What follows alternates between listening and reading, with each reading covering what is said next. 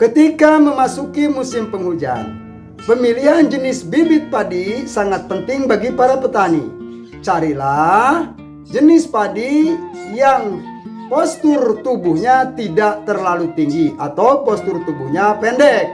Juga jenis padi yang kekuatannya terhadap serangan hama dan penyakit lebih tahan, sahabat Ebib. Jenis bibit padi yang saya sampaikan ini adalah jenis padi yang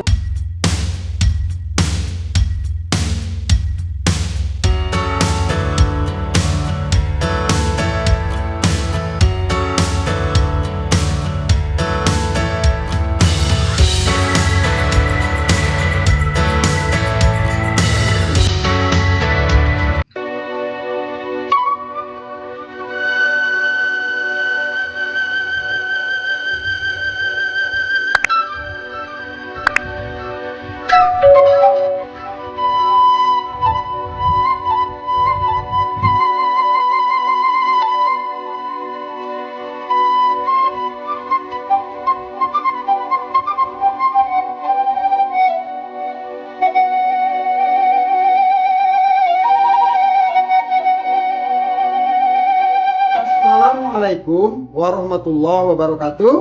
Halo sahabat Ebib, selamat berjumpa kembali di channel Eko Budi YouTube Farm, channelnya Inspirasi Petani, channelnya tempat berbagi serta share pengalaman seputar budidaya tanaman padi.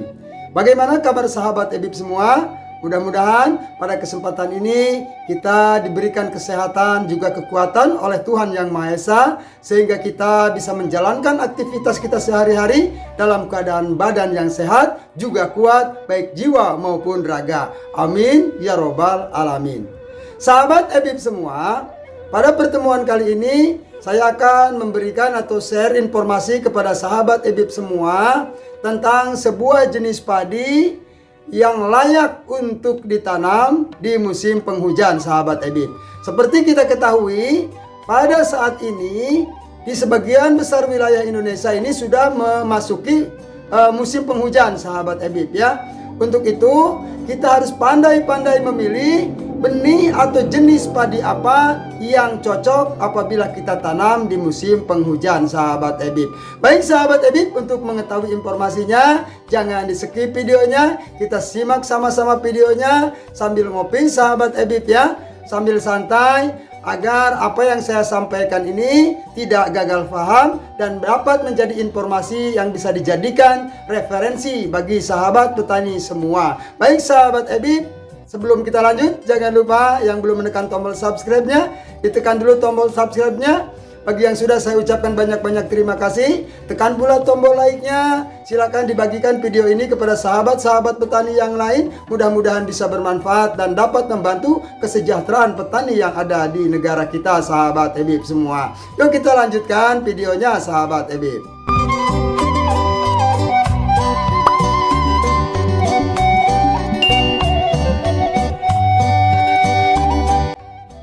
Dalam mengawali musim penghujan, tentu saja membuat para petani mulai sibuk untuk mengelola lahan pertaniannya. Selain mengolah lahan pesawahannya, para petani juga tentu saja disibukkan dengan mencari bibit padi atau benih-benih padi yang dirasa akan cocok apabila ditanam di musim penghujan. Karena di musim penghujan ini, tantangan bagi para petani, khususnya para petani padi di sawah, sahabat Ebib, ini sangat luar biasa. Kenapa sahabat Ebib? Karena pada cuaca hujan, kelembaban suhu, serta di area pesawahan kita itu akan selalu basah. Sehingga ini akan mengakibatkan atau membutuhkan sebuah perhatian yang lebih atau perawatan ekstra dari para petani dalam merawat tanaman padinya kelak setelah dipindah tanamkan, sahabat Ebib. Cuaca hujan juga sahabat Ebib terkadang dibarengi dengan angin kencang juga, sahabat Ebib. Nah, tentu saja tiupan angin kencang ini bisa menyebabkan kerusakan pada tanaman padi kita. Nah, justru itu sahabat Ebib, kita harus jeli dan pintar-pintar mencari bibit padi yang cocok jika kita tanam di musim penghujan. Saya memiliki satu rekomendasi buat sahabat Ebib semua tentang satu jenis padi yang saya rasa cocok untuk ditanam di musim penghujan. Kenapa saya bisa katakan seperti ini? Karena saya sudah berpengalaman menanam padi ini, sahabat Ebib. Nah, ini buktinya, sahabat Ebib. Di belakang sahabat Ebib ini masih ada sisa beberapa karung, sahabat Ebib ya. Padi apa ini, Kang? Ini adalah jenis padi Inbrida C2, sahabat Ebib. Nah, kebetulan sahabat Ebib, saya masih punya satu paket, sahabat Ebib. Waktu dulu ketika saya tanamkan ini, saya beli 2 paket, sahabat Ebib.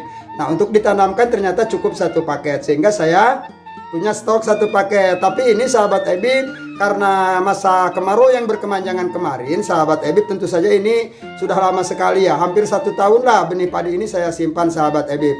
Dari mana, Kang, katanya benihnya? Ini kebetulan tidak ada di toko-toko pertanian dekat saya, sahabat Ebib. Saya belanja melalui online, sahabat Ebib ya. Sekali lagi, ini adalah padi Inbrida C2, sahabat Ebib. Lah, Kang, kemana katanya isinya? Nah, ini begini, sahabat Ebib.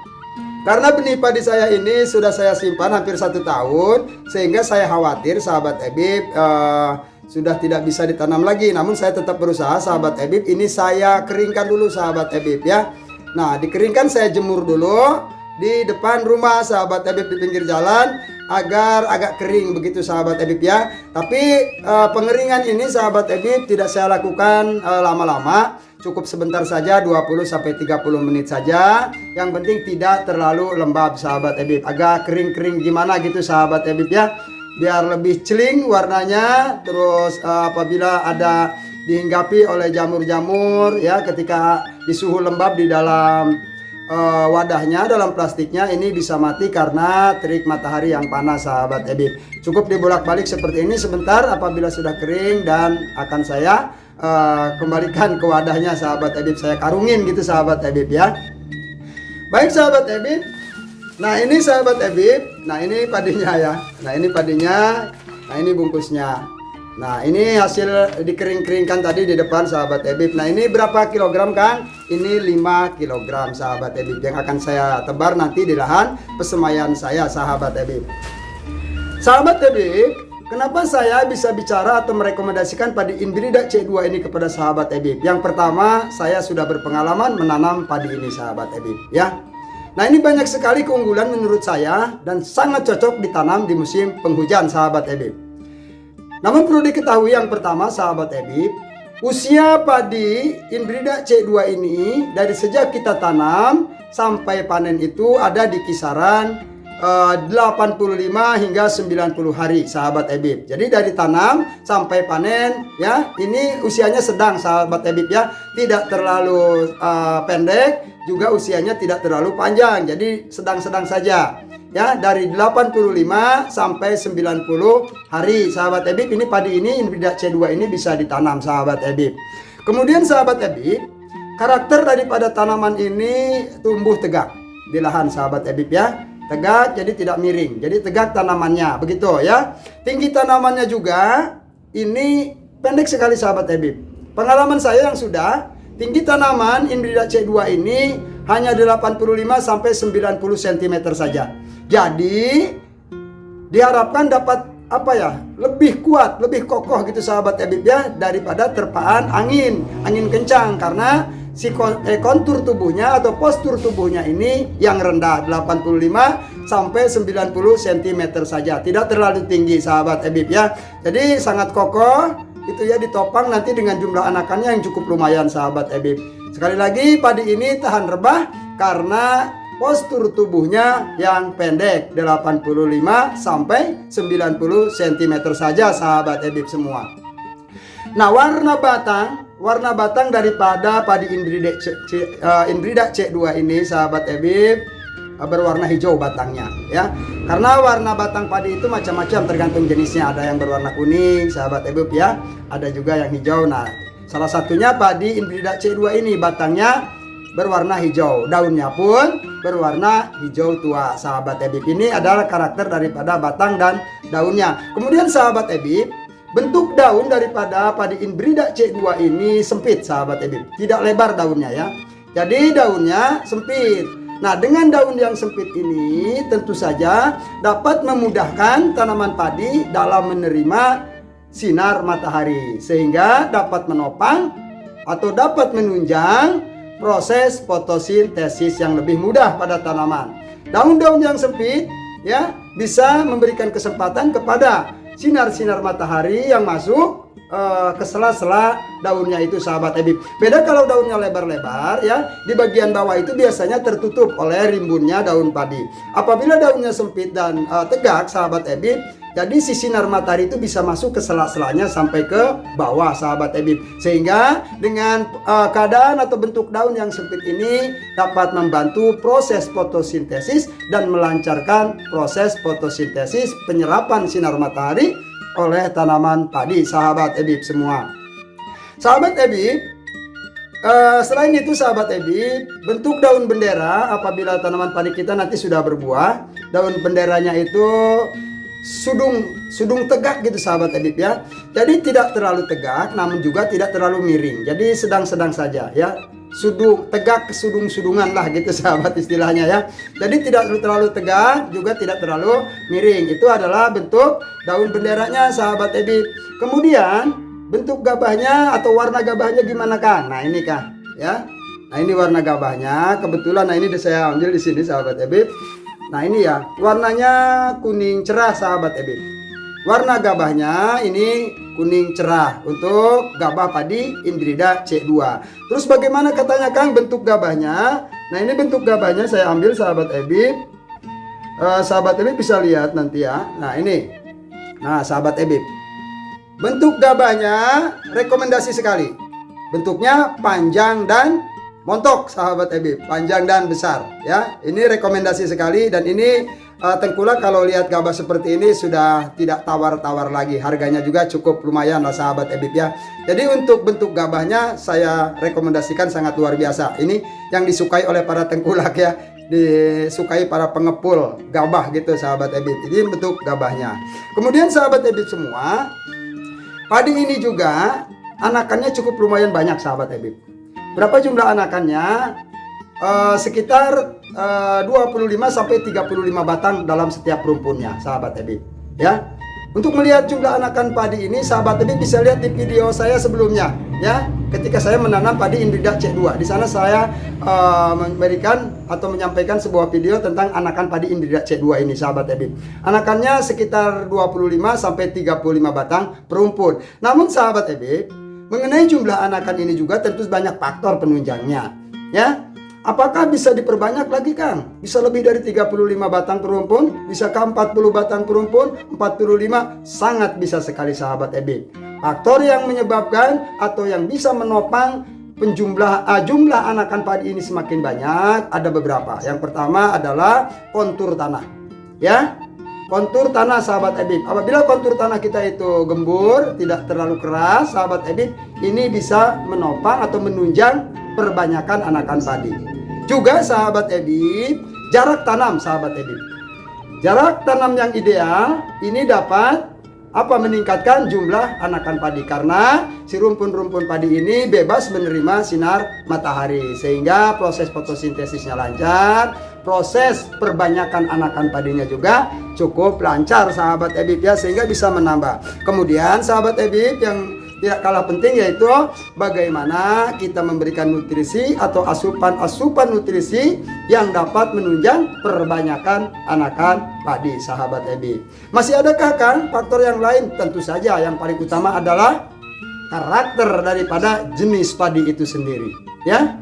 Banyak jenis-jenis padi yang memang anakannya banyak, juga anakannya sedang-sedang saja, bahkan ada yang anakannya sedikit, sahabat Ebib. Biasanya sahabat Ebib, yang anakannya sedikit itu malainya panjang, sahabat Ebib. Namun sekali lagi sahabat Ebib, mengenai masalah banyak sedikitnya anakan padi bisa kita siasati ya, dengan pengolahan lahan yang baik dan benar, pengolahan lahan yang maksimal segembur mungkin, sesubur mungkin, dan kita berikan suplai nutrisi yang tujuannya untuk memperbanyak anakan padi, sahabat Ebib semua. Sahabat Ebib, tadi bentuk gabahnya seperti itu ya, lonjong dan montok atau besar, sahabat Ebib. Warna gabahnya kuning bersih. Kemudian malainya lumayan ya, tidak terlalu panjang tapi juga tidak pendek, sahabat Ebib, sedang-sedang saja. Jumlah bulir dalam satu malai sekitar 200 sampai 250 bulir dalam setiap malainya. Itu untuk padi Indrida C2. Ini saya buktikan sendiri sahabat Ebib ya, karena saya sudah menanam padi ini. Nah, ini masih ada sisa-sisanya sahabat Ebib di belakang saya. Ini adalah padi Indrida C2 hasil panen kemarin sahabat Ebib. Walaupun di daerah saya ini musim kemarau hampir 7 bulan sahabat Ebib, alhamdulillah saya masih punya stok gabah sahabat Ebib untuk makan ya. Nanti untuk digiling gitu, untuk dijadikan beras. Alhamdulillah, mudah-mudahan nanti nyampe ke panen lagi, amin ya. Baik sahabat Ebib semua, jadi sahabat Ebib, ketika memasuki musim penghujan, pemilihan jenis padi, pemilihan jenis bibit padi sangat penting bagi para petani. Carilah jenis padi yang postur tubuhnya tidak terlalu tinggi atau postur tubuhnya pendek.